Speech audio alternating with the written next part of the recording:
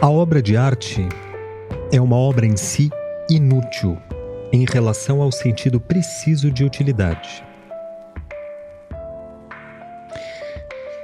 Essa frase muito curta, mas altamente impactante de Paul Valéry, escritor, poeta, professor francês da metade do século XIX, abre o nosso capítulo de hoje, o nosso episódio do podcast Desver, que vai tratar de arte e política novamente, como continuação do episódio anterior, que quem ouviu sabe da importância da temática na atualidade, e por isso a gente decidiu fazer esse segundo episódio tratando também do tema, mas aí se referindo mais à política e à arte na contemporaneidade. Eu vou começar passando a palavra para o meu colega Gil Ales. Pois é, Gustavo. Olha, eu sempre tive a impressão, você sabe que eu fui criado em Guarulhos, lá em São Paulo, sou um cara da periferia, eu sempre achei que esse negócio de artes visuais... Olha, eu acho que eu via fui num museu, assim, ver arte mesmo. Eu acho que eu já era adulto, viu? Na adolescência, na infância, eu não... É mesmo, cara. Música, como eu fui criado como evangélico, assim, a música sempre fez parte da minha vida demais, assim. Mas artes visuais, cara, pra mim sempre foi coisa de rico. Quando as primeiras... Acho que até hoje, quando eu entro numa galeria, assim, porque, bom, galeria em São Paulo você tem que ir lá nos Jardins, né? Vai lá nos Jardins, eu olho aquelas galerias assim de longe, eu tenho a impressão que quando se eu entrar ali, alguém vai me perguntar, pois não, o senhor deseja, tá fazendo o que aqui? Eu tenho vontade de olhar pro cara e perguntar quanto que custa pra Entrar. custa pra ver as obras aí, pra entrar, isso. Elas são feitas para intimidar mesmo. Isso. E, enfim, eu li hoje, por acaso, um artigo na revista Jacobin, uma revista bem importante, marxista, internacional, assim, uma revista super respeitada, que diz... O nome do artigo é Arte para os 99%. Foi publicada por Lux Savage. E ele cita uma pesquisa bastante grande, assim, uma pesquisa científica mesmo, que olhou uma quantidade grande de artistas por um período e tentou fazer correlações assim entre relações sociais. E aí eles descobriram que a proporção de mulheres nessas áreas criativas assim é relativamente alta, mas é claro que as mulheres têm uma limitação ali de tempo para trabalhar com esse tipo de ocupação, e que a desigualdade racial também é bastante presente, e parece mudar lentamente conforme o nível de educação. E esse nível de educação também das pessoas representa um papel significante, assim, quanto mais anos de educação formal, maior a chance de uma pessoa ser artista. Agora, o que me chamou mais atenção nessa pesquisa é que eles chegaram num coeficiente preciso, assim, claro que é uma média, mas um coeficiente preciso de uma correlação entre quantidade de dinheiro da sua renda familiar e a possibilidade, a chance de você se tornar um artista. Que, segundo essa pesquisa, cada $10.000 a mais no total de renda familiar, uma pessoa tem $10.000 anual, né? A pessoa teria 2% a mais de propensão, de chances para se tornar um artista. Ou seja, uma pessoa cuja família tem 1 milhão ao ano, tem 10 vezes 10%. mais probabilidade de alguém que a família ganha $100.000 por ano. Foi uma pesquisa feita nos Estados Unidos, mas eu acho que o que a gente conhece da realidade brasileira, a gente pode com certeza É bem compatível com a realidade brasileira, né? bem compatível, né? Então, a origem de classe dos artistas, dos curadores, dos museólogos, né, dos diretores de museu, da direção, do conselho consultivo, a origem de classe desse povo todo é essa aí, né? Eu acho que hoje em dia a gente tem vários exemplos de artistas que vieram de uma origem da periferia, de uma origem de pobre mesmo, mas eles são exceções da exceção da exceção, né? E foram exceções históricas, né? Vale citar o Kautsky.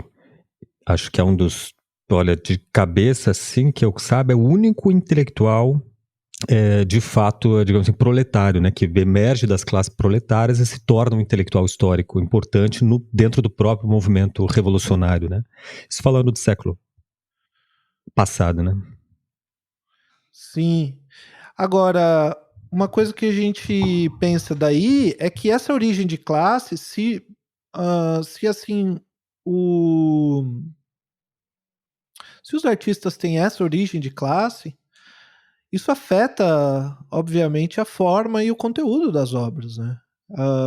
Se o modo de vida, a origem da pessoa, a forma o que ela conhece de mundo, né?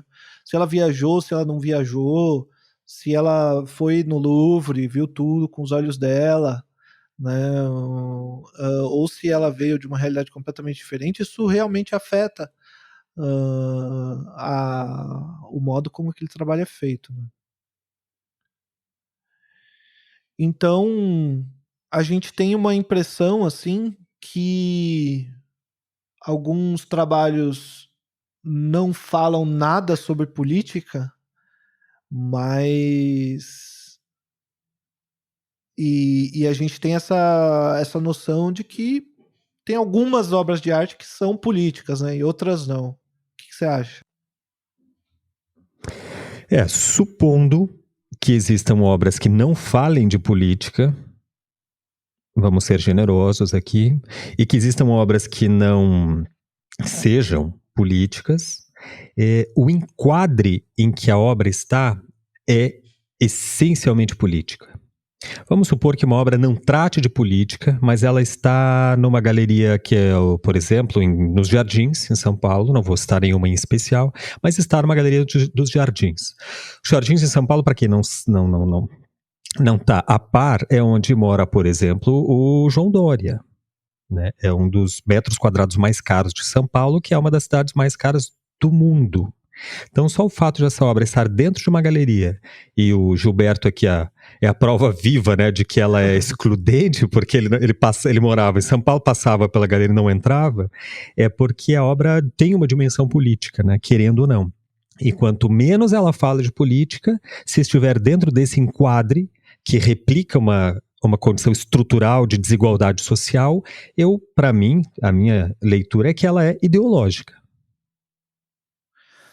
Sim, e a própria ideia de quando você decide fazer uma obra que não trata de assuntos que têm alguma relevância, alguma noção política, isso também é um ato político, né? Quando você vive no mundo que a gente vive, com tantas injustiças, com tantas desigualdades, eu acho que é direito do artista fazer o trabalho que ele quiser. Mas quando ele. Isso dado. Quando ele decide que ele vai fazer um trabalho que procura fugir de assuntos que tragam alguma referência a alguma temática que tenha a ver com conflitos sociais, né? Com demandas específicas, enfim, isso tudo que recorta, que perpassa, que atravessa esse campo enorme da política. Claro que quando a gente usa a expressão política aqui, a gente não está falando daquela ideia restrita de política institucional, que é aquilo que os políticos fazem, né? Acho que uma coisa importante que a gente aprende com o marxismo é que política não é aquilo que os políticos fazem. Política é aquilo que a gente faz no dia a dia, né? Política é o modo como a gente se organiza, o modo como a gente vive, o modo como a gente reproduz a vida, né? E a arte política, nesse sentido que a gente está tratando, não é uma questão de governo, é uma questão de Estado. Quer dizer, ela não perpassa a politicagem de partidos, de questões intestinas de tal ou tal governo e tal. A arte no campo político é um campo expandido dos assuntos da polis, ou seja, a arte que trata da realidade. E a única realidade que se conhece é essa realidade social em que todos os artistas vivem, né? Não me consta que exista outra realidade metafísica que algum artista tenha alguma experiência pragmática, enfim, e quando ele tem, ele precisa representar isso com materiais e elementos dessa realidade pragmática. Então, afinal de contas, tem duas opções: o artista pode tratar de temas da realidade, e a realidade é isso que a gente vê, ou ele pode não tratar de temas da realidade política. Aí, isso implica uma pergunta: por que o artista não está tratando da realidade política? Exato, e uma das respostas possíveis é porque ele está bem contente. Ele está bem contente, para ele, que nasceu ali no berço de ouro, de repente, que... Sabe, a vida tá boa. Então o tipo de trabalho que ele faz, e você vê a arte que vem da favela, né, como por exemplo o carnaval. Se a gente for ver o carnaval, sempre foi muito politizado. As pautas que são trazidas, embora, e eu tô falando mesmo quando a gente chega nesse grande carnaval, o carnaval realmente que trabalha com muito dinheiro, né? Ou com muito trabalho, mesmo assim, correndo o risco de perder, de repente, o patrocínio de grandes empresas e tal. As comunidades, elas assumem pautas super importantes, super difíceis, assim, discutem ali na avenida questões super relevantes, né? Então, quando a gente vai ver, de repente, um trabalho que está tratando de forma, enfim, que está evitando a política, o que está um pouco subentendido ali é essa noção ideológica, né? Essa ideia de que as coisas como estão, elas estão bem, e que aquilo que a gente vê e aquilo que o mundo que a gente vive tá legal. Eu não sei, mas isso é uma possibilidade, né? Outra possibilidade é que essa pessoa, na vida real dela, ela tá super engajada num partido político, num movimento social, e ela trabalha politicamente pra caramba, mas não, o trabalho, de repente, ali naquele trabalho de arte dela, ela resolve que o trabalho dela não tem nada a ver com isso. Eu mas nunca essa vi um caso como esse. Isso também seria mas a típica contradição ideológica, né? Que o artista vive uma condição de vida e imaginariamente ele vive em outra condição. Pois é. Sim, então... É bom deixar claro assim também que essa inquietação que a gente fala, que o artista, assim,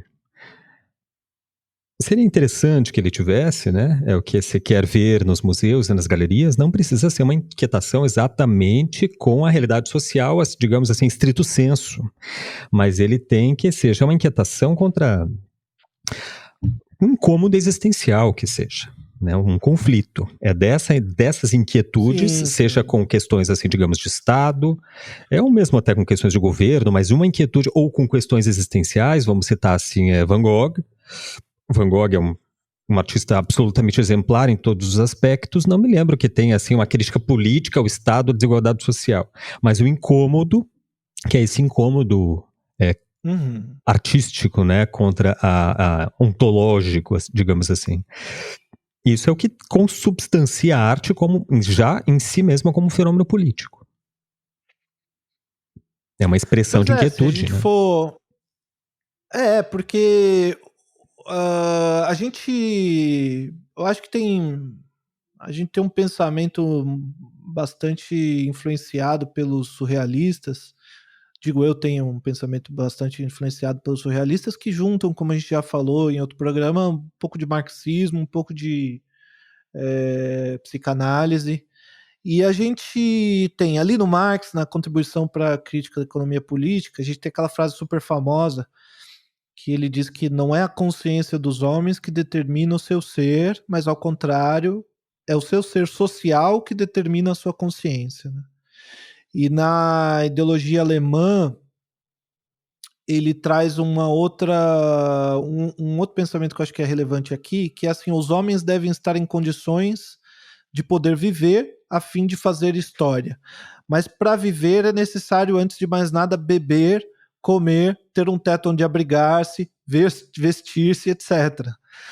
Ou seja, a gente pensa, por um lado, isso significa que o ser social da pessoa, isso tem limite, essa forma como a gente pode interpretar isso na arte, né? Porque também a gente não pode interpretar tudo de maneira dura dessa maneira, mas me parece que até certa medida a origem de classe, a forma de vida, o lugar de onde a pessoa veio, os lugares onde ela andou, os amigos que ela tem, determina um pouco a sua consciência artística, né? A forma de pensar a arte, né? E por outro lado, a gente tem também artistas que vieram sim da periferia, que estão batalhando para viver, e que o seu trabalho tem um limite político, da potência política, do tipo de crítica política que ele gostaria de fazer e que ele é capaz de fazer, cujo limite é justamente a possibilidade de ganhar o pão, de vender aquele trabalho, sabe?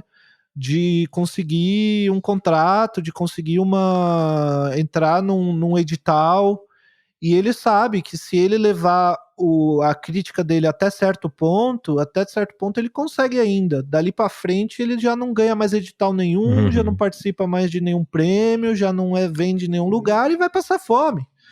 Ou vai ter que trabalhar, sei lá, num emprego, Fritar num hambúrguer. outro. Isso, vai fritar hambúrguer e fazer trabalho como o seu trabalho como hobby, que também não é o desejo do artista, né? Então, eu acho que passa por essas questões. E daí acho que uma outra coisa que a gente pode trazer sobre arte e política no contemporâneo é uma noção assim de imaginação política. Eu acho que entre os artistas, daí falando já entrando nos artistas que falam de política, trabalham esse tema e que trabalham esse tema de maneira mais consequente, né? Eu acho que é bem importante mesmo esse lugar da imaginação política. É uma forma de pensar a arte, essa intersecção entre arte e política bem importante.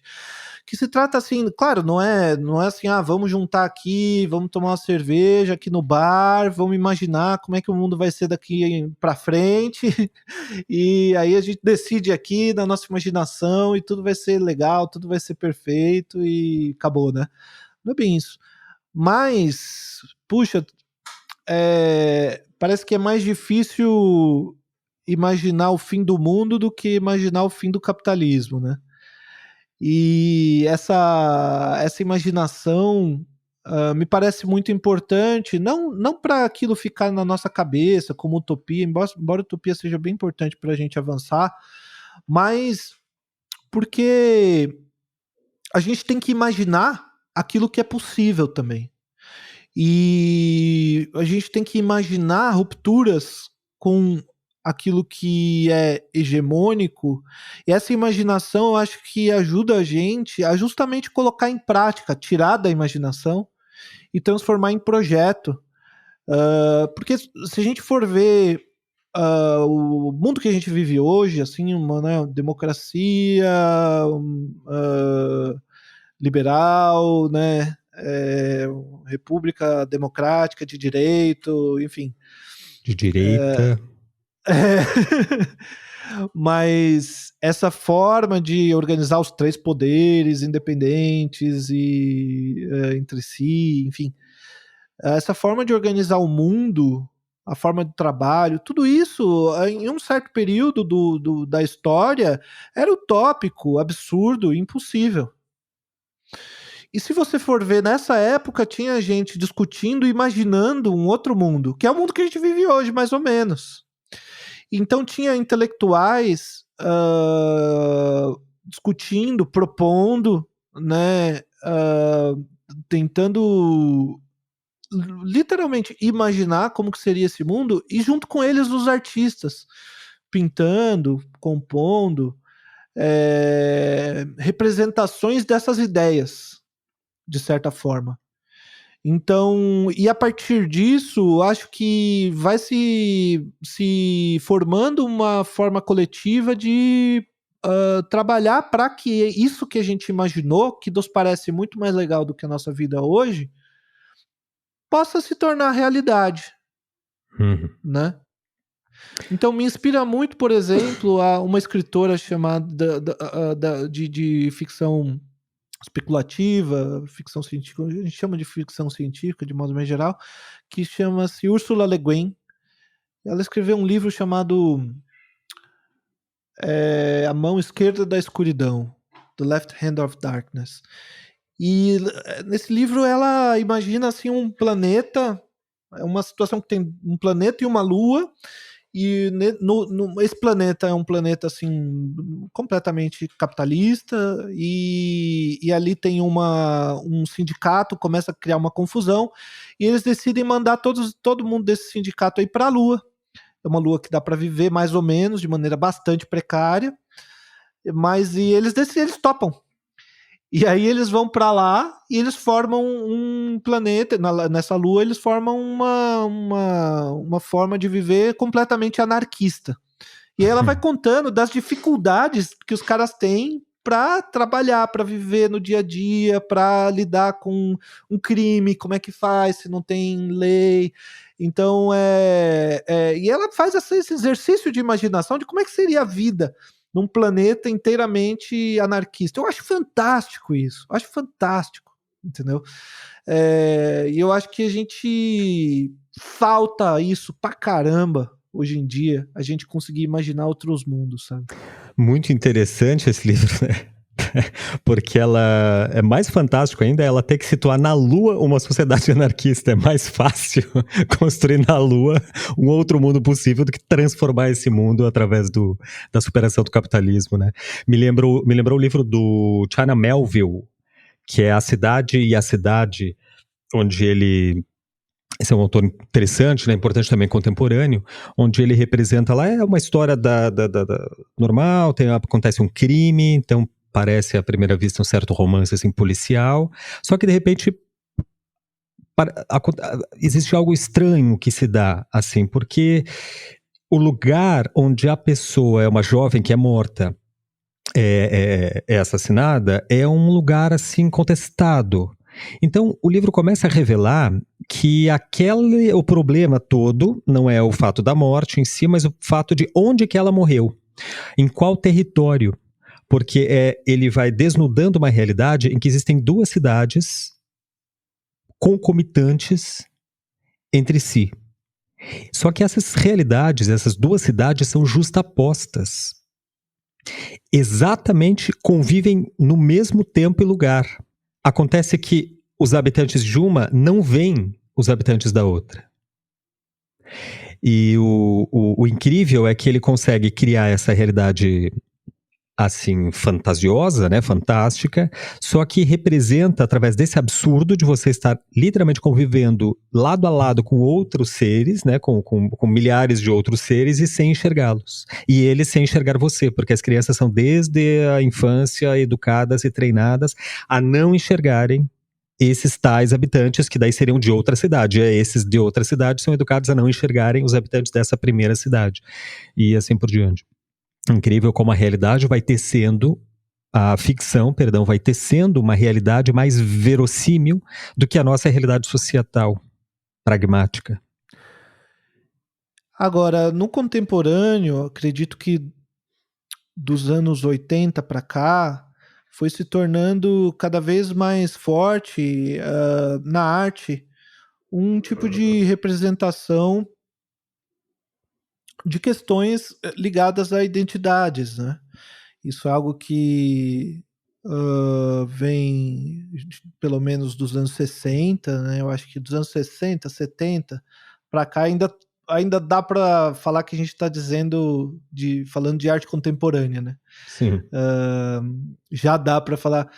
Então, a gente tem ali naquele momento, nos anos 60, já uma discussão nos Estados Unidos muito importante sobre identidade negra, enfim, pouco mais nos anos 80, 90, que chega uns artistas que tocam em questões LGBT e já a arte feminista eu acho que já tem uma vivência bem maior, mas que eu acho que começa a tomar corpo mesmo a partir dos anos 60, 70.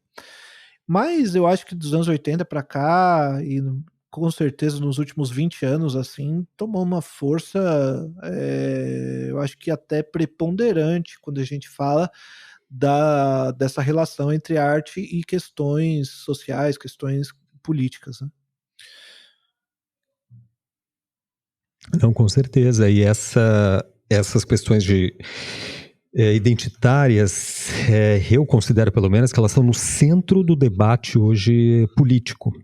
Isso falando assim em termos de geopolítica, no sentido global mesmo, né?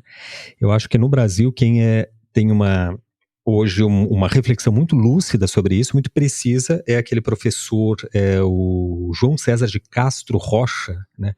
Que ele já escreveu 2 livros, eu acho que ambos lançados mesmo no final do ano passado, ou nesse ano, que é a Pequena Enciclopédia do Bolsonarismo.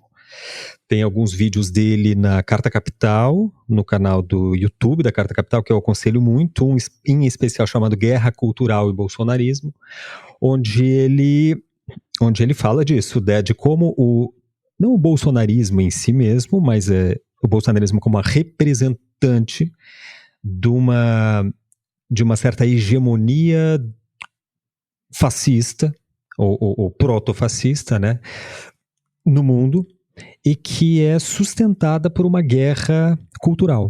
Né, a guerra cultural como sendo uma das armas da guerra híbrida. Né, que é uma constante, uma guerra permanente, né, uma guerra eterna entre os países e as potências mundiais e as ordens políticas, etc. Né? Quer dizer, a arte que lida com essas questões curiosamente, é muito assim residual, marginalizada de fato. Né, porque são temas já marginalizados por si mesmos, portanto, esse tipo de arte tende a ser marginalizada. Quando ela é pautada no centro das discussões, quando ela é alçada a uma posição de maior visibilidade, caso exemplar é o Queer Museu, né, que aconteceu aqui em Porto Alegre, ou seja, as questões identitárias foram para um espaço institucional muito bem localizado, digamos assim, né, que é o Santander Cultural, que é uma enorme potência, né, com influência no sistema das artes e no sistema político-econômico. O que acontece? Ela é banida. Ou seja, ela existe numa marginalidade e tal.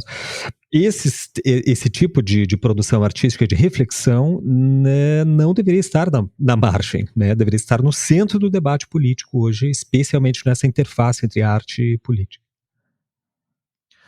Pois realmente tem pautas obviamente importantes, e a reflexão sobre as desigualdades e as injustiças são fundamentais,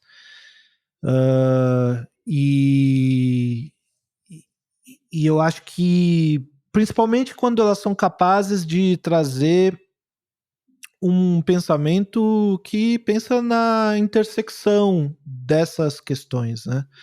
Na intersecção entre questões raciais e questões de classe, questões de gênero, né? Quando elas se cruzam, eu acho que tem uma potência maior do que quando elas são tratadas em separado, né? Sim, até porque são questões transversais na sociedade, né? Sim, mas e também porque quando elas são tratadas de maneira mais diferente, né, como de identidades muito específicas, parece que há nessa noção de identidade algo que pode soar ou pode ser interpretado como algo fixo, como algo como uma essência Exceção. que aquela pessoa tem, né? E que gera ali um tipo de noção de que nós somos o grupo que está com a razão e que está Uhum. correto e que é os bonzinhos, os mocinhos, né? Então eu que sou negro me coloco na posição assim, olha, nós os negros nós fomos então excluídos e marginalizados por 500 anos neste país, então tudo que eu fizer está correto, porque eu sou negro.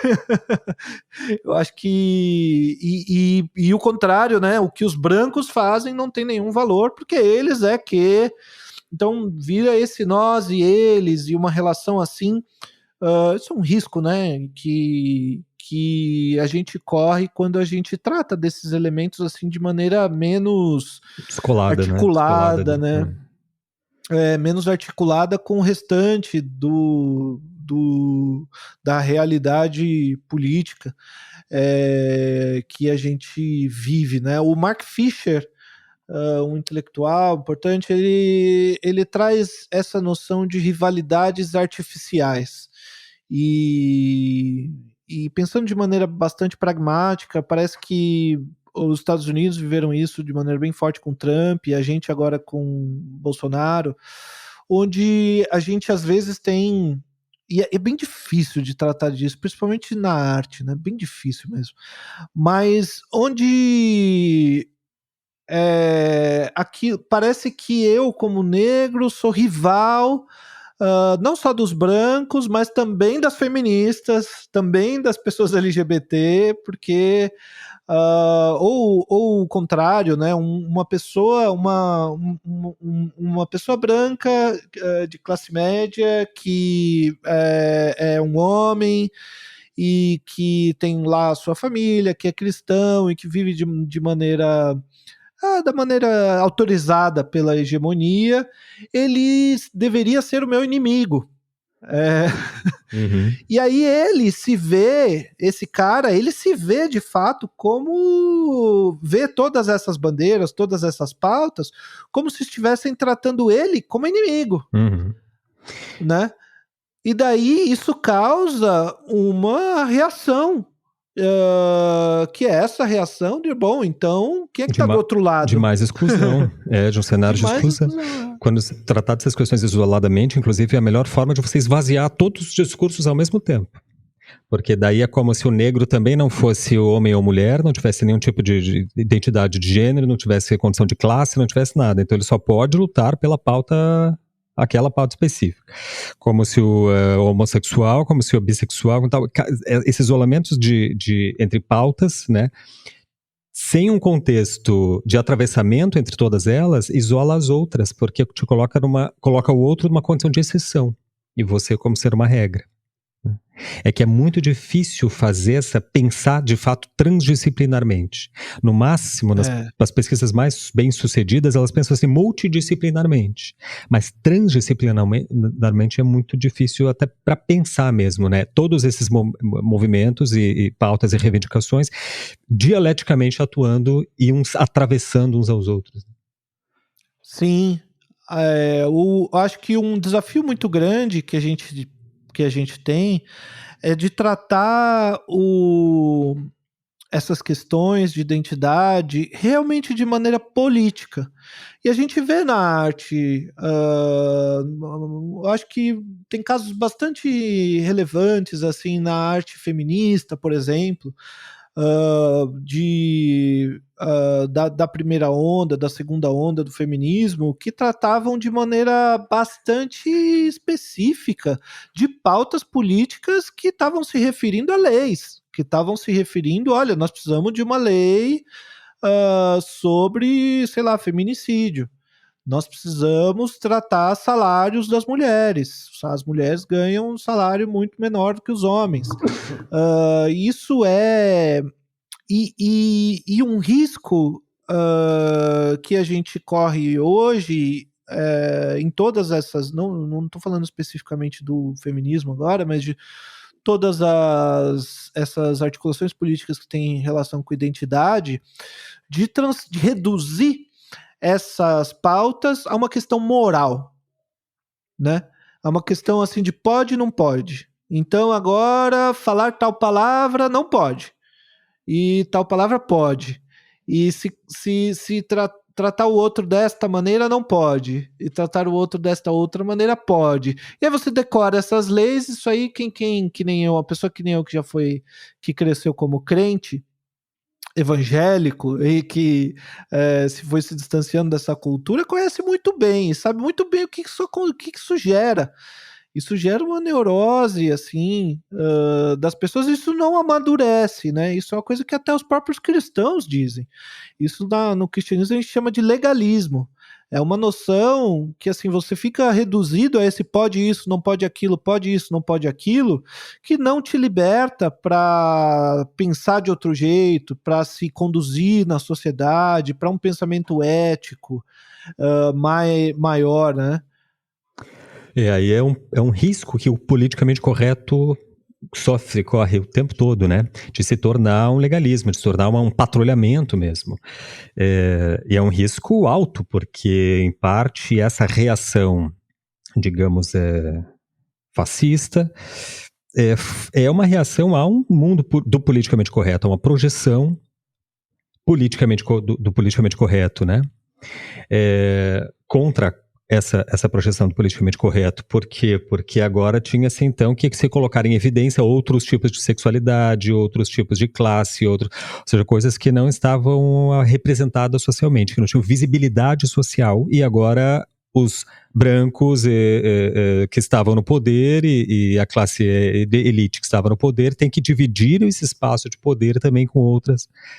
É uma gangorra, né, entre a produção artística, né, que quer estar engajada, corre muitos riscos e é muito sensível, porque ela está sempre nos limiares, assim, limiares de riscos, né? Um risco é esse, outro risco é aquele de você, por exemplo, se confinar a questões de biopolítica e perder a noção do Estado.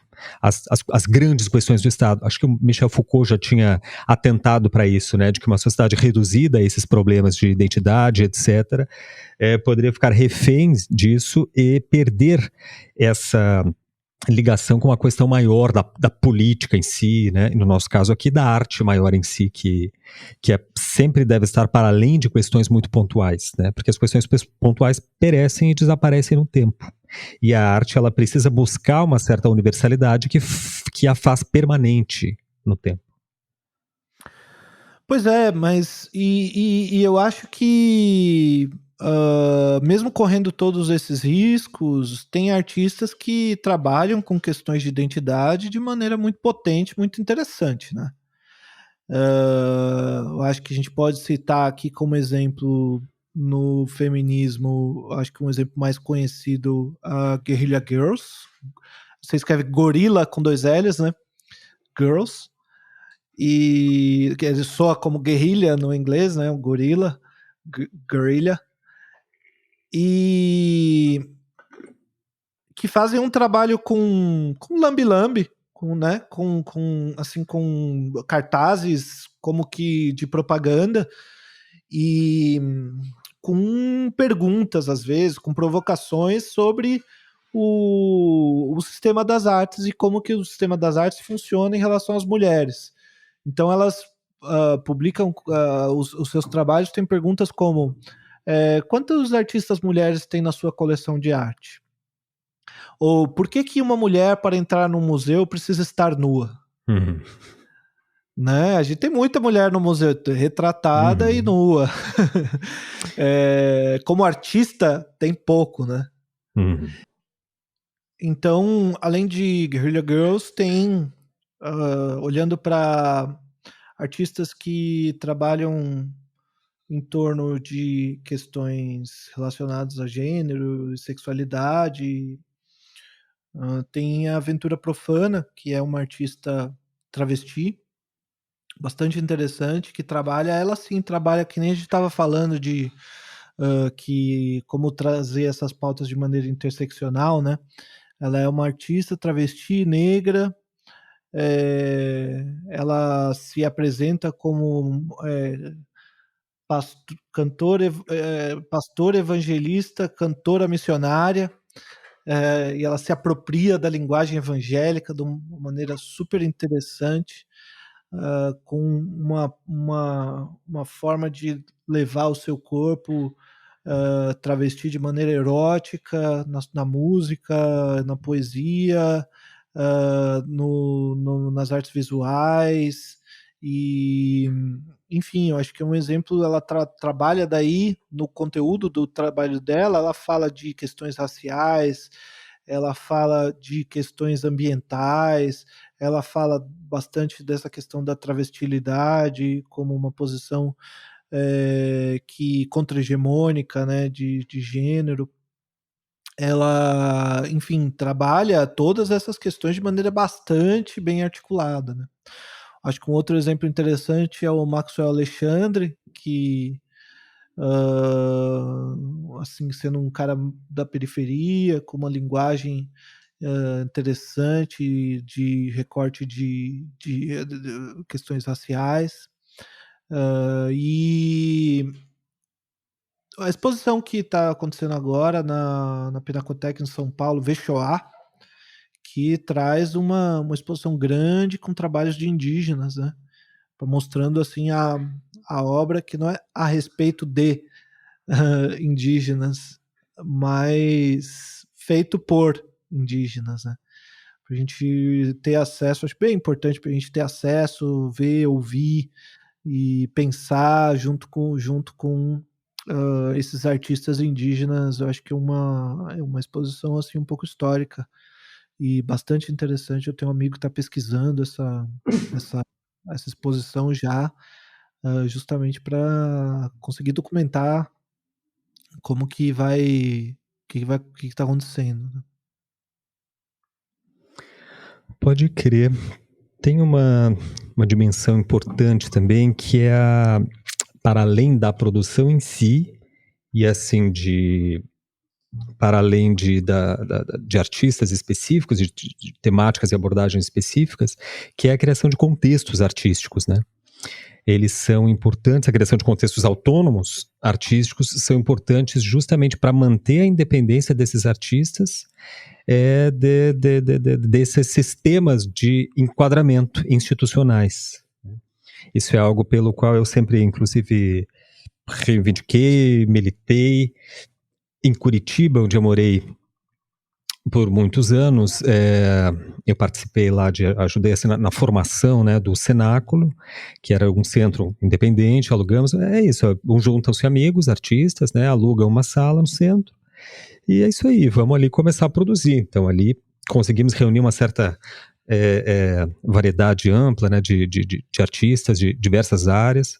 Depois, com o fechamento do Cenáculo, eu fiz a proposição de abertura do Mimesis, que é um espaço também que na época a gente se colocava como uma referência assim, da prática artesanal e da organização independente artística, né, que durou bastante tempo. Ele só fechou a sede agora no ano passado por causa da pandemia, né, mas que a gente sentiu que criou um espaço importante de atuação artística e ao mesmo tempo colada, né, na política, porque ele tinha ateliês, então dava fomentava espaços de produção artística. Dava-se cursos, oficinas, workshops e tal, ou, portanto, de reflexão crítica. A gente fazia grupos de estudo, né, onde produzia também reflexão, pensamento crítico, e uma pequena galeria onde se vendia trabalhos. Então, fechava todo o sistema sem precisar necessariamente ser o sistema tradicional, institucional, da academia para o mercado, do mercado para os editais, etc. Né? Esse grande enquadre é sempre bom lembrar, né, que a instituição serve para institucionalizar. Ele é um espaço que é instituído e que institucionaliza, né? A academia, em especial, ela tem essa natureza, né, de ser isso. Em parte, ela produz conhecimento, sim, mas em parte também ela reproduz e pereniza o conhecimento, né? Ela tem essa função. Então, a tendência dessas grandes instituições assim, é limitar espaços de produção, de articulação, de abordagens, né? Enquanto em sistemas mais independentes, como coletivos artísticos, que eu sempre acreditei muito, criam espaços alternativos assim, de poder, né? De poder de Uhum. produção. Pois é, eu acho que esse ponto que você tocou de poder é super importante, né? Porque essa noção, às vezes a gente acha que quando a gente é engraçado que a gente acha que a gente não tem que ter poder, né? Que a gente, bom, poder é para os poderosos, é para os ricos e tal. A gente não, a gente tem que ficar bom, é justamente o contrário. Se a gente quer mudar alguma coisa, a gente tem que justamente criar espaços espaços de poder, realmente, de tomada de lugares de poder para fazer alguma coisa, para fazer as coisas acontecerem. Isso dá trabalho, isso custa dinheiro, isso é difícil, né?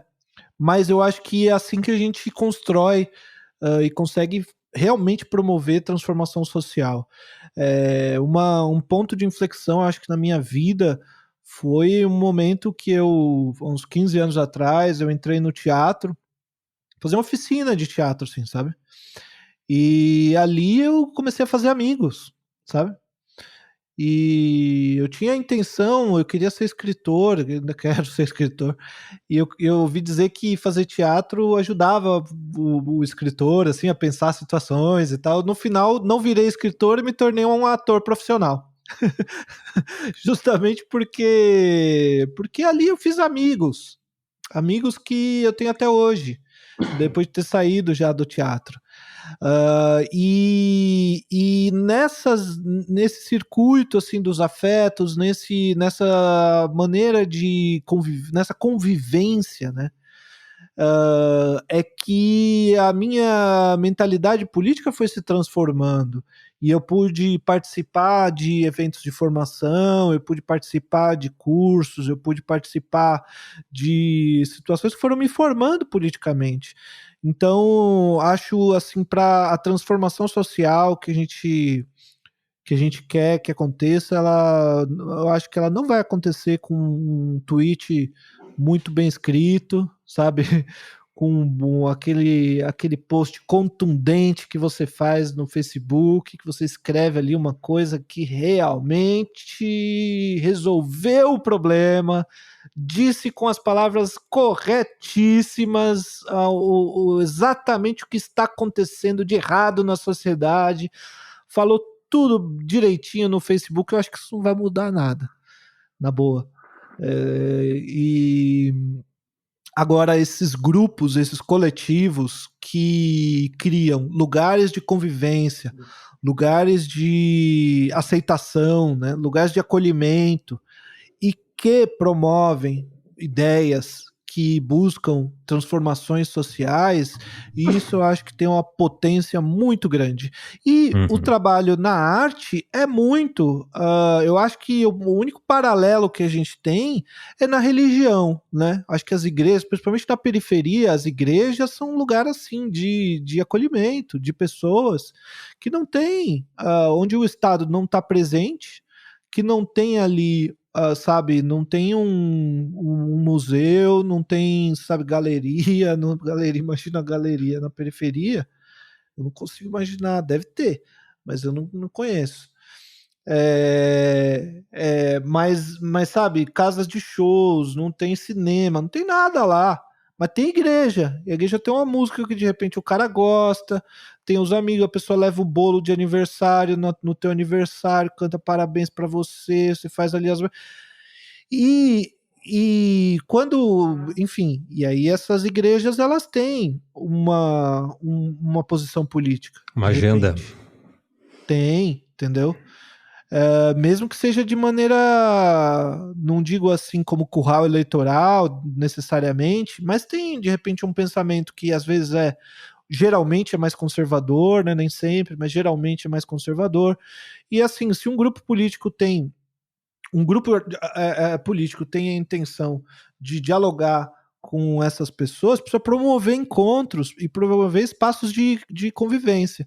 E aí eu acho que a arte, em todas as suas manifestações, tem um lugar muito interessante aí para trabalhar, onde acho que para o artista a dificuldade de trabalhar em coletivos, assim, trabalhar em, em lugares, em grupos, é justamente essa individualidade do artista, né? Principalmente eu acho que nas artes visuais eu não sei nem direito como que funciona em coletivo. Às vezes você compartilha ali um ambiente, né? Mas as artes visuais é muito comum que seja um trabalho individual do artista, né? Como eu sempre digo, o pior inimigo do artista é ele mesmo. Porque sozinho, né, o que ele tem não é liberdade de produção. Sozinho o que ele tem é autocrítica, introspecção, medo de se expor, né, tender a permanecer no seu estado, na sua bolha de comodismo, né, no seu espaço, porque está sozinho, então, portanto, ninguém pode te atacar ali, né.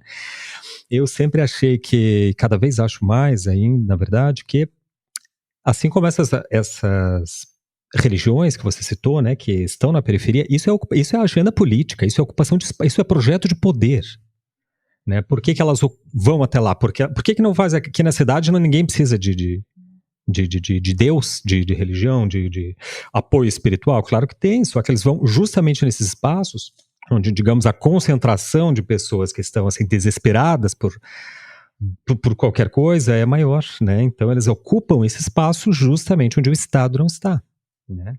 É uma dimensão na prática, falando só em termos assim, de funcionamento, é o funcionamento das milícias. Onde o Estado não está, vai a milícia, né? Onde o Estado não organiza a cultura, a milícia faz um campo de futebol, faz o gatunete, né? Para dar espaço de tal.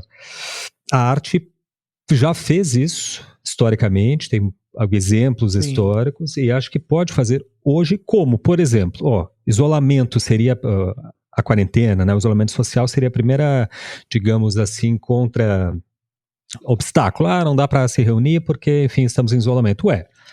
O internet é podcast. Qualquer pode abrir um podcast. Tá aí o nosso exemplo claro aqui, né? O que é o nosso podcast, não quaisquer uns que se reuniram. Vamos fazer um podcast para falar e criar uma comunidade de ouvintes, né? Para amplificar o nosso discurso, para grupos coletivos artísticos, um canal no YouTube, gente, hoje de uma potência imensa, né? Você tem lá seguidores, seguir a pessoa, seguir amigos, seguir canais interessantes, vai amplificando cada vez mais o discurso, e isso cria estratégias de poder, né? Uma página, tem um Instagram, pode ser um espaço de disputa de poder, né? De vocalização de determinadas pautas. Você pode não ficar só fazendo um perfil vitrine cheio de selfies de si mesmo e começar a colocar sua opinião política, por exemplo, colocar suas pautas, suas dores, né? O que você sente, expresse dentro das redes sociais, e que você vai ver que imediatamente gera uma interlocução.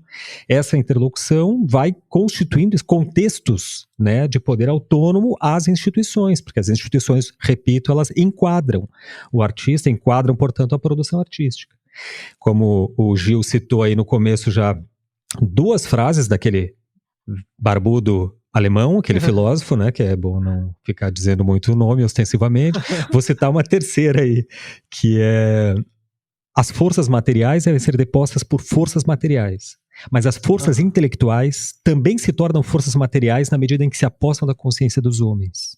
Como é que você se aposta da consciência dos homens? Claro, o termo desse filósofo aí é bastante retórico, mas na prática é isso. Você primeiro chega neles, você vai até lá, né? Se não pode ir até a periferia e constituir seu espaço de poder, abra um canal no YouTube. É um começo, né, de interlocução. Pelo menos se abre o espaço possível de interlocução. Sem isso, sozinho, isolado, aí realmente nada muda.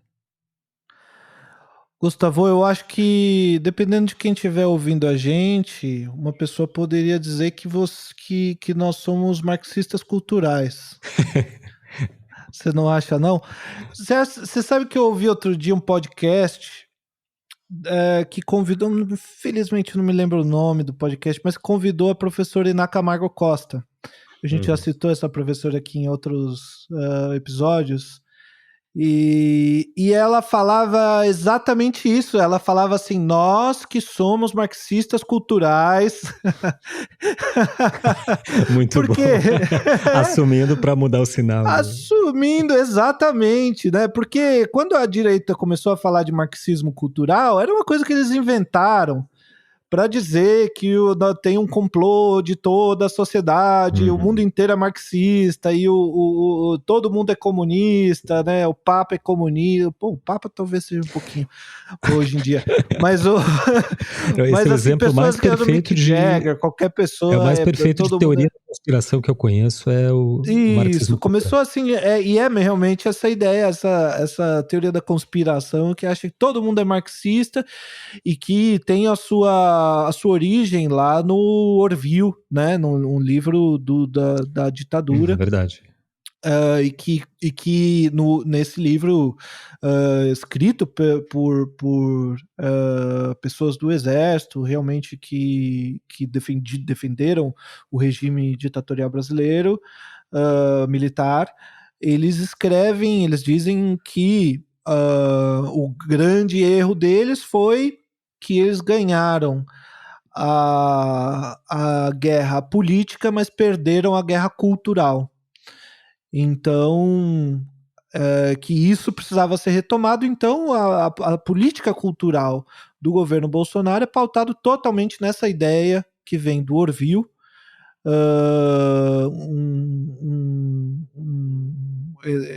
esse raciocínio que vem dessa ala militar que defende ainda as ideias da ditadura.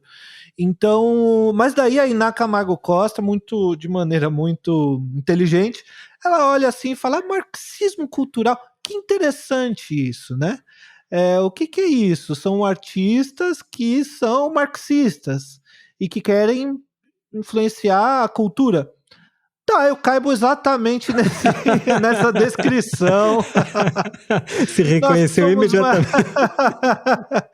Nós somos marxistas mesmo e nós trabalhamos na cultura, somos marxistas culturais. É isso mesmo. E a gente tem que acampar, né? Isso a gente tem muito comum isso na arte, né? Acho que surrealistas, o nome veio assim, não foi o próprio artista que se deu o seu próprio nome. Alguém bota aquele nome impressionismo, né? Alguém dá aquele nome zoando o cara e aí ele encampa aquela crítica e se dá o nome por ele mesmo. Não que eu e o Gustavo sejamos marxistas culturais, a gente deixa essa...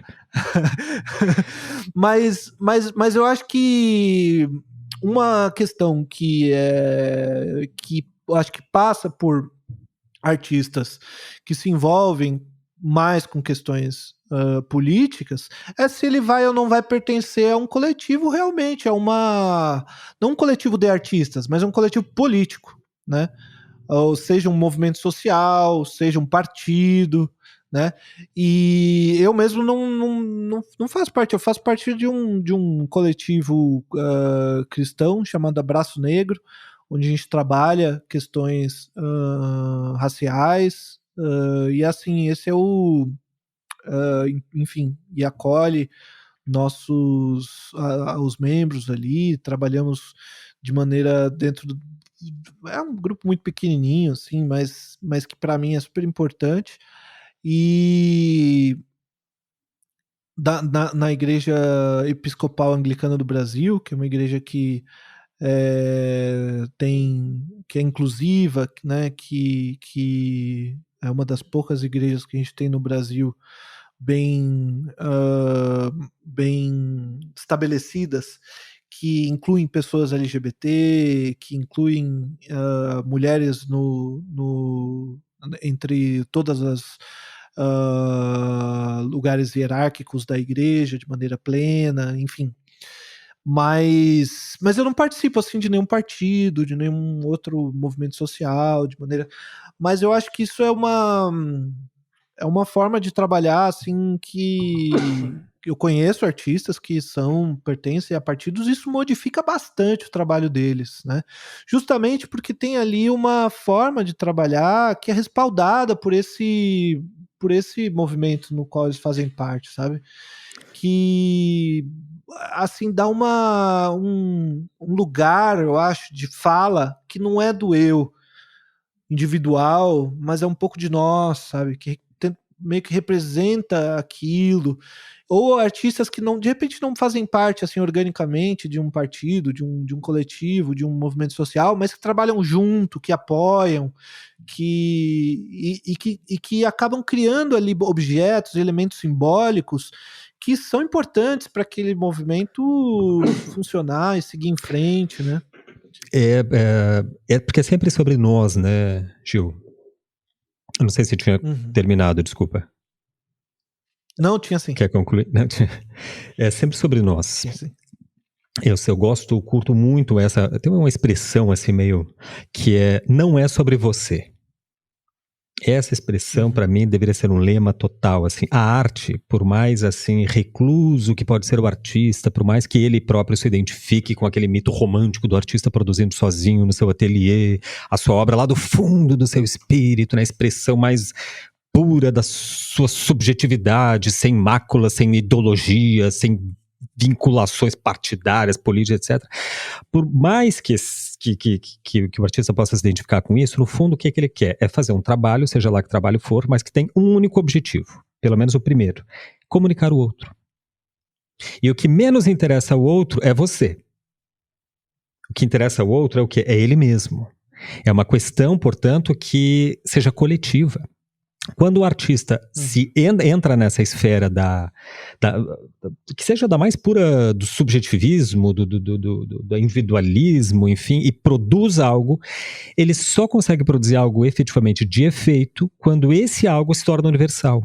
Quando ele conseguiu catar dentro de si algo que é universal, algo que não fala dele, algo justamente que fala de seu público. E é isso que interessa seu público, né?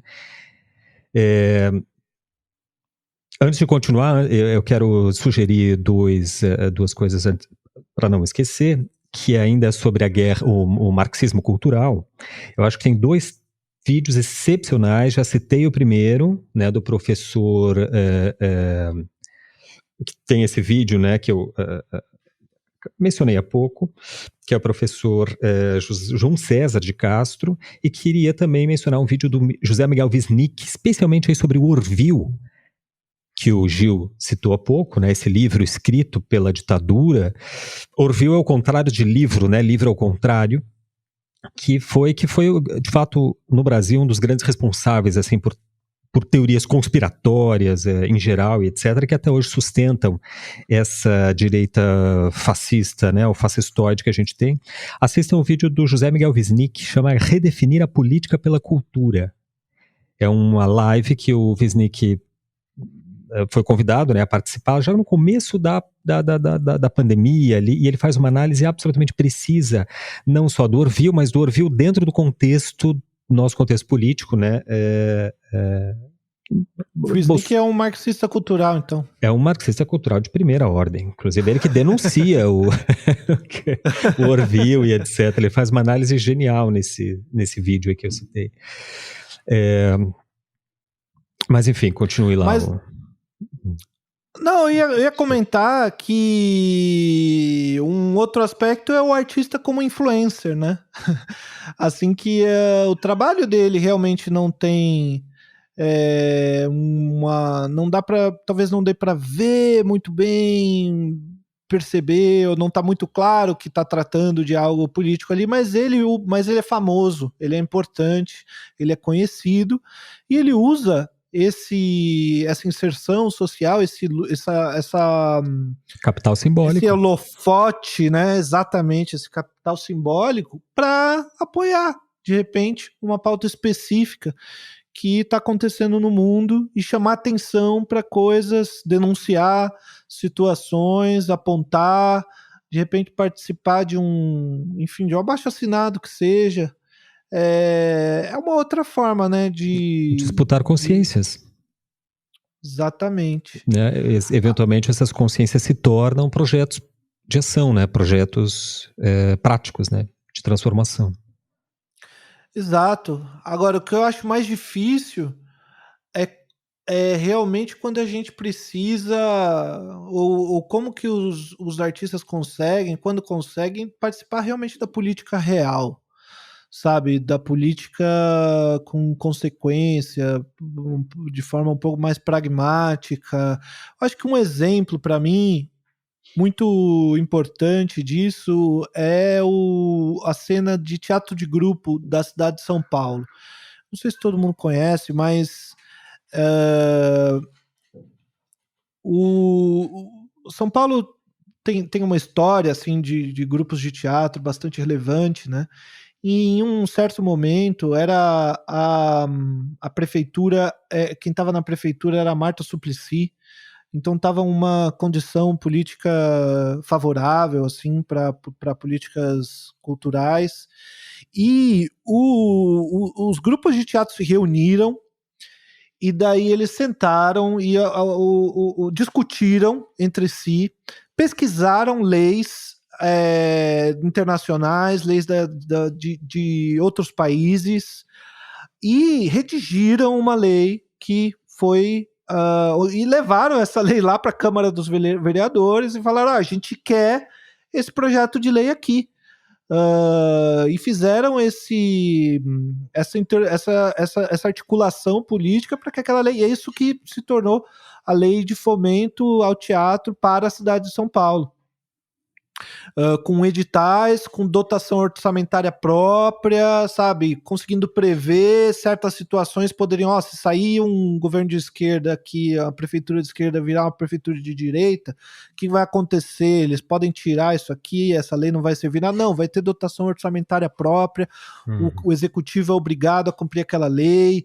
Então, assim, é uma situação, um exemplo em que o meu gato tá miando aqui. Eu não sei se tá saindo aí no Tá saindo, no mas áudio. não sei se é grande Espero problema, que ninguém né? se incomode. O gatinho As miando. pessoas vão se Mas reconhecer. todo mundo que participa de algum tipo de coisa online sabe que quando o gatinho mia, não tem jeito. Minha esposa tá dando uma comidinha ali para ele. Mas então eles pegaram e escreveram a lei. E a lei foi aprovada. É uma situação assim, eu acho que sui generis, que é difícil de se repetir, mas é uma situação na qual os artistas não tiveram medo de ganhar e não tiveram medo de sujar as mãos. Então isso é algo que o Mark Fisher fala, né, desse medo de ganhar que a esquerda tem às vezes, né, e que nos leva a regar, assim, a ficar covarde diante de pautas específicas. A gente olha e fala: não, a gente não vai conseguir isso. Não, isso aí não temos as forças, não estão ainda. Não, mas eu acho que tem coisas, tem situações que se a gente se organizar, se tiver, sabe, fazer um projeto, pensar com cuidado, tentar juntar essas forças. Não tem as forças materiais para realizar isso hoje. Como é que a gente junta, então, essas forças?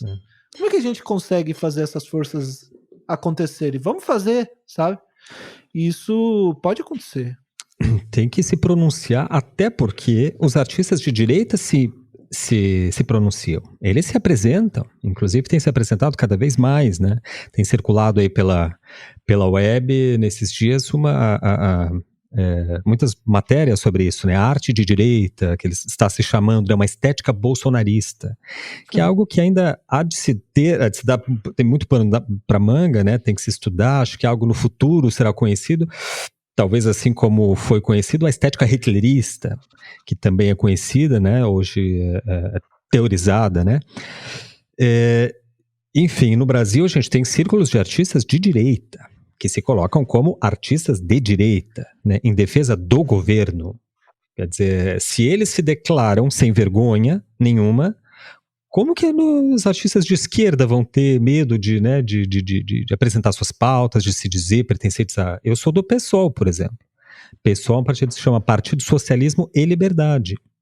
E é justamente por isso que eu me identifico com ele, porque é socialismo com liberdade, ou seja, eu tenho a começar essa liberdade aqui de de dizer algo sem precisar perguntar para a coordenação do partido, né? Caso alguém ache que o pessoal é um partido assim comunista que precisa consultar o Kremlin, né? Porque é isso que a direita pensa, né? Antes de fazer qualquer coisa, não é assim que funciona, né? Ele dá liberdade.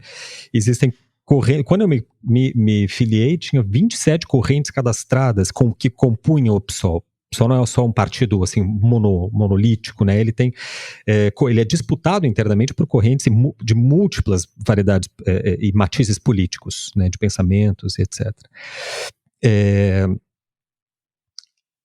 Eu vejo que hoje tem uma instrumentalização cada vez mais forte da arte do outro lado. Dessa arte assim de direita, dessa arte neoliberal, inclusive, desse pensamento neoliberal, né? E que está se enraizando desde a educação formal mais primária mesmo, mais fundamental, né? É algo que é engraçado, está passando bastante despercebido. É um fenômeno que vem assim, as escolas e o ensino formal mesmo de artes hoje no Brasil tem sido muito tensionadas por institutos educacionais, né? Fundações educacionais, todas de direito privado, como por exemplo a Fundação Paulo Lemann, e que fazem um lobby muito forte, né, no legislativo sobre os rumos, né, a disputa do ensino fundamental, médio, ensino formal como um todo, e que tem efetivamente já transformado as coisas, né? Eu tenho, por exemplo, essa semana eu fiquei sabendo, um orientando meu que dava aula numa escola em São Paulo, uma das maiores escolas, inclusive, de São Paulo. Ele tem uma formação autista, ele tem doutorado na USP, foi demitido da escola, porque na escola eles estavam se antecipando ao novo. Antigamente a gente chamava de Parâmetros Curriculares Nacionais, né, PCN, submetido às leis de diretrizes e bases da educação. Aquela escola estava, então, se antecipando à nova diretriz que está vindo aí, inclusive já foi aprovada, que, por exemplo, tira a arte como disciplina do currículo escolar. A arte deixa de ser uma disciplina e passa a ser um conteúdo que dá suporte a outros conteúdos. Então eles conseguiram dissolver a arte e colocar ela como instrumental. Então, por exemplo, a questão que fez ele sair da escola foi porque a direção pediu para ele, por exemplo, para fazer ali no espaço das artes, fazer um tipo de... Como é que era? É um tipo é uma decoração para um aparelho específico, porque a disciplina de matemática lá, eles tinham um projeto específico, e daí eles convidam a arte, entendeu? O professor de arte e tal, para fazer um trabalho para decorar aquela produção que de fato aquela ali é o produto, sem debate nenhum, sem nada. Em volta do... Eles queriam, na verdade, fazer era uma pequena câmera assim, de cerâmica e tal, onde ia você botar um circuito eletrônico ali de LED. Entendeu? Então, assim, a arte, ela está entrando nessa... Isso já foi aprovado, inclusive. Ou seja, está formando novas gerações que vão entender a arte. Aparelhos ideológicos de Estado, de alto ser. É a materialização disso total, né? Ou seja, instituições privadas mandando no ensino para transformar uma geração em ou trabalhadores operários, né, que não refletem sobre o que produzem, ou mandantes, como no caso são as escolas de elite. Pois é, então, e aí a gente lembra trazendo aí lembrando aí um outro camarada do PSOL, eu me lembro o que diz o professor Vladimir Safatli, que o problema não é o fato de existirem militantes de extrema direita, o problema é não existirem militantes de extrema esquerda, como é o caso no Brasil. Porque não tem resposta, né? Não tem resposta que seja tão contundente e em alguns casos até eficaz quanto a extrema-direita está fazendo, né? Então, quando você tem uma extrema-direita se fortalecendo num país e todas as respostas são de centro-esquerda e tal, é difícil de dar resposta. Mas eu acho que os artistas têm uma vocação para serem extremistas um pouco. Eu não sei se eu estou sendo romântico ou se a minha experiência específica é muito minha bolha, né? Circulada por artistas assim mais radicais, mas eu acho que eu tenho um pouco essa impressão. Eu não sei como estamos de horário aí, mas de repente a gente já poderia se encaminhar para o encerramento, né? Sim, eu acho que já foi 1h30, talvez. 2. Alguma coisa assim, eu perdi aqui A contagem, né? Mas depois a gente edita, deixa isso bonitinho. De repente a gente eu queria assim dar uma fala que poderia servir assim de encerramento, e que eu acho importante, que na minha opinião contextualiza um pouco a própria, a situação hoje da arte política, da arte enquanto política, né? Não enquanto instrumento político, ou seja, não instrumentalizada, mas a arte enquanto política em ato, né? E eu citaria um contexto que eu sempre reforço, porque acho que é de extrema importância para a gente entender hoje o contexto das artes, que é ali a metade do 19, com a criação, o surgimento do realismo na arte, né? Tem 2 artistas que são fundamentais nessa injunção, isso falando de artes visuais, né? Poderia citar outros na literatura, na música, etc. Mas na pintura a gente tem o Edouard Manet e o Gustave Courbet, né? Ambos exatamente da metade do 19, eles são assim contemporâneos, e ambos têm uma história. Eu creio que a história do Courbet a gente mencionou no episódio anterior, na primeira parte desse episódio, né, de arte e política. E o Edouard Manet, eu acho que eu poderia citar aqui para exemplificar, para ilustrar isso que eu queria dizer. Ele era o grande artista da Origem do Mundo, por exemplo. A Origem do Mundo é uma tela que ele representa o que seria de fato a origem do ser, né? A origem do mundo material, que é uma vagina, né? E tal. E focada, né? Apenas isso. Ele faz esse recorte de uma vagina de uma mulher com pernas abertas, enfim, né? É de fato uma arte obscena, num sentido mais estrito assim da coisa, né?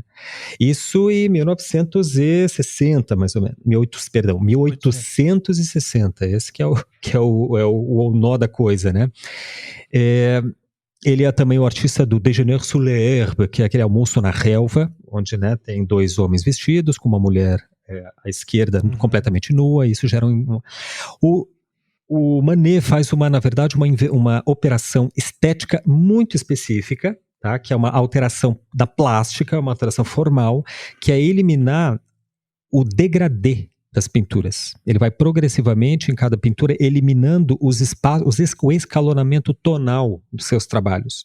Então, assim, como ficam sem meios tons, é como se as telas fossem produzidas em alto contraste, né? O que é mais claro fica tudo muito claro, o que é mais escuro fica tudo muito escuro. Essa curiosamente, é uma especificidade que hoje mesmo na arte poucas pessoas entendem, porque tem que entender muito assim de técnica propriamente para compreender esse alcance, mas que na época, curiosamente, causou grande escândalo, né? Não é apenas porque as pessoas perceberam na minúcia, no detalhe, essa especificidade de alteração formal que o Manet executou, mas porque elas entenderam imediatamente que aquilo ali traía o pacto da mimesis, traía a circunscrição do artista como um representador da realidade. Ou seja, quebrava aquele pacto que se pressupunha entre arte e realidade, no sentido de que ao artista cabia representar a realidade. Essa representação não implica transformar a realidade, muito menos atuar nela. Implica representar como ela é. E essa representação tem uma técnica, tem um modus operandi, tem um modo de se representar a realidade que se sabia muito bem, né? Já há séculos se tinha esse domínio técnico na Europa, né? Quando o Manet começa a alterar, é o primeiro artista assim, a alterar a plástica tradicional, a introduzir um elemento assim novo, um elemento que está fora do contexto da tradição, imediatamente é percebido como uma alteração na realidade. Por quê? Porque ele tira o artista daquela circunscrição, daqueles limites onde o artista apenas representa a realidade conforme regras específicas que são regras da academia. Cânones artísticos, né? Quando ele sai do cânone e cria um elemento novo, isso já se dá em virtude de uma nova percepção da realidade. E quando ele expressa isso em obras, as pessoas o público em geral imediatamente percebe, e aí ele é rechaçado como um todo, né? Todas as obras do Manet eram sistematicamente uma mais escandalosa que a outra, uma mais polêmica que a outra, etc. Ou seja, havia um movimento de repulsa, de repúdio contra o que? Essa liberdade artística. Ou seja, como assim que esse artista está tomando essas liberdades? Será mais ou menos assim o discurso, né? O artista cabe representar o que já é, ou seja, replicar o status quo.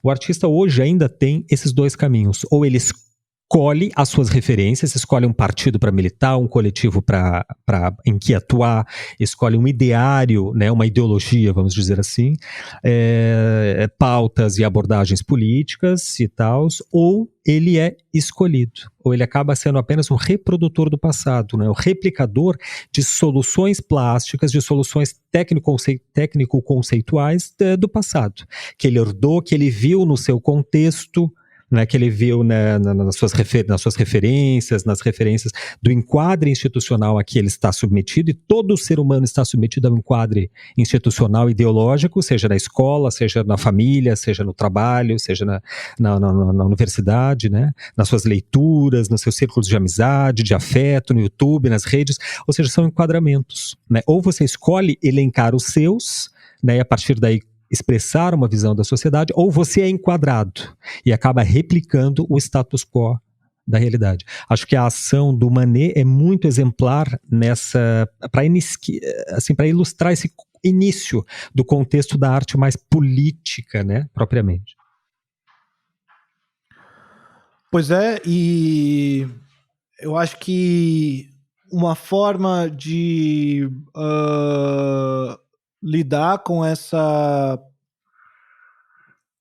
tradição é continuando essa tradição, e uma outra forma é continuando a tradição de romper com as tradições formais de sua época, né? Que foi exatamente o que eles fizeram.